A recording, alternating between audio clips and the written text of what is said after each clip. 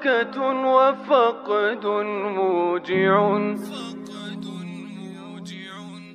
Habib. Maka oleh sebab itu leluhur Ba'alawi selalu mencari saya, mencabut kebusukan di dalam hati saya. Setelah saya pulang ke Aceh 2 bulan, saya cari lawan. Saya kan cari lawan dulu itu, ya. Saya cari lawan debat supaya saya ini terlepas dari ikatan iman sebetulnya. Kan sering kali antum dengar di komentar saya dengan Wafi waktu di apa? Yang waktu ada diskusi di apa namanya Robitoh. Nah itu saya kesal sama Imad itu, kenapa dia nggak mau menyelesaikan tesisnya dengan orang-orang yang ilmiah. Di sini saya udah mulai kacau, saya punya hati ini benar nggak nih orang ini? Jangan sampai saya tersesat pula kan. Pulang saya ke Aceh 2 bulan saya cari lawan, akhirnya saya berjumpa dengan saya punya guru. Guru saya tidak pernah menyetop saya, tetapi beliau bernasihat kepada saya, kaji kebenaran, kalau memang salah ya salah, kalau benar ya tetap benar. Tapi ku inginkan kau, kata guru saya, jangan nempel sama ilmu orang, tempellah ilmu sendiri, cari kebenaran dengan metodologi kau sendiri. Ilmu sudah kami berikan, tinggal kamu cari kebenaran. Jangan nebeng sama ilmu orang, artinya jangan ditunggangi orang. Itu saya pulang dari Aceh ke Bekasi itu selalu was-was, tapi saya belum menggubris was-was itu.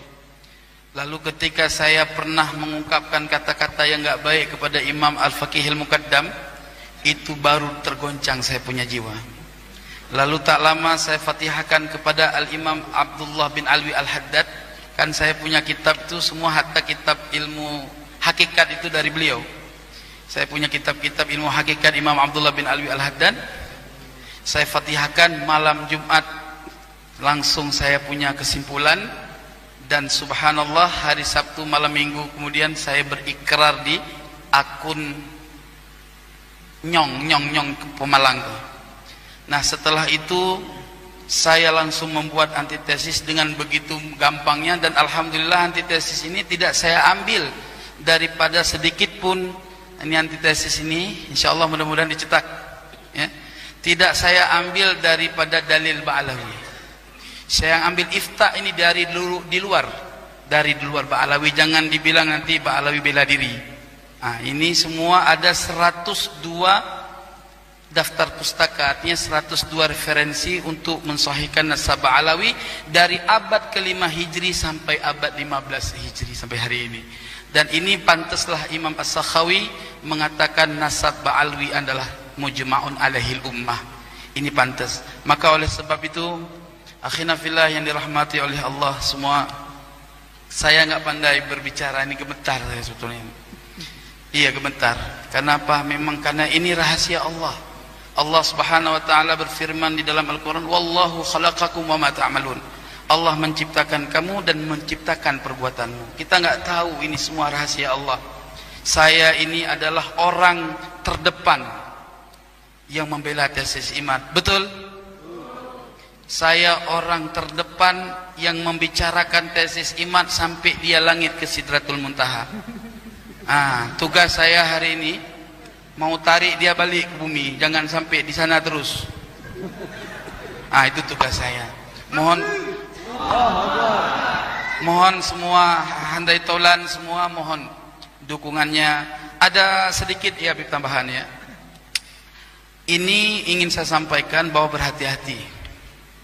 Ada 3-4 metode untuk menghancurkan Ba'alawi bukan dari sudut nasab. Ini harus kita perangi metode ini. Ini sumbernya saya juga. Jahannam betul. Allah ya Rabb. Jadi yang pertama, mereka menyerang Ba'alawi dari karakter buruk oknum Ba'alawi. Dari habaib-habaib yang dawir-dawir, yang dianggap mereka dawir, yang banyak-banyak masalah lah, yang ketika terjadi satu problem itu diekspos, diserang, dibikin judul-judul yang bermacam-macam. Itu yang pertama. Yang kedua, mereka menyerang Ba'alawi dari informasi karomah yang disampaikan dalam setiap ceramah, lalu dicari di dalam kitab-kitab tentang karomah ulama-ulama Ba'alawi. Di situ mereka framing, karena tujuan mereka bukan untuk orang alim, wahai kiai. Tujuan mereka bagaimana pemahaman karomah ini di antara orang-orang awam yang nggak punya pengetahuan karomah itu terdoktrin sehingga mereka mengatakan ini khurafat. Kalau sudah mereka bilang khurafat, maka mereka akan mengatakan leluhur Ba'alawi ini pendusta. Terus mereka akan mengatakan bahkan sampai kepada manzilah riddah. Qori itu mindsetnya masih radikal. Jadi ya bagi saya itu cuma bunga-bunga aja kalau dia misalnya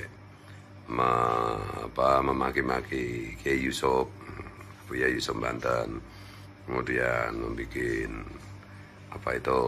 live streaming, mencaci maki dan memfitnah saya. Kemudian yang terakhir juga mencaci maki Gus Abbas Buntet itu. Tadi pagi juga kebetulan saya juga telepon-teleponan sama Gus Abbas Buntet itu. Qori itu ya radikal menurut saya cara berpikirnya, mindsetnya. Dan saya sampaikan ke Kiai Mat, ke teman-teman yang lain termasuk Gus Abbas itu, saya sampaikan bahwa Qori itu tidak boleh ada di barisan kita.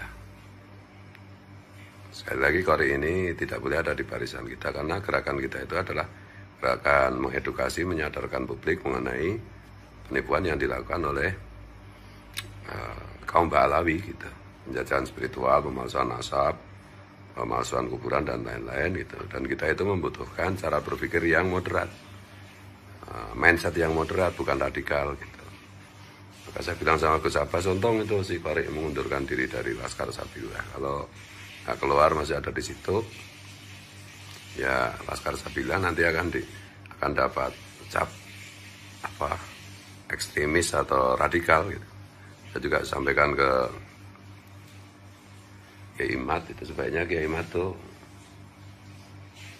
tidak boleh lagi memberikan ruang untuk si Qori itu. Ini bukan masalah kenapa saya menahan diri untuk tidak konfirmasi?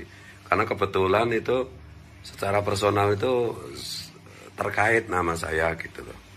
Jadi saya tidak mau ini menjadi urusan personal saya dengan si Qori, enggak. Karena di atas segala-galanya itu bagi saya perjuangan menyadarkan publik itu bagian dari ekspresi keyakinan saya, kecintaan saya kepada Rasulullah itu. Ini nggak boleh dicampuri dengan gerakan orang-orang yang berpikir, yang bermindset, cara berpikirnya radikal kayak Qori itu nggak boleh. Jadi bukan masalah jangan salah loh, saya secara pribadi juga nggak ada urusan apapun, nggak ada dengan Qori itu enggak. Tapi saya harus menyampaikan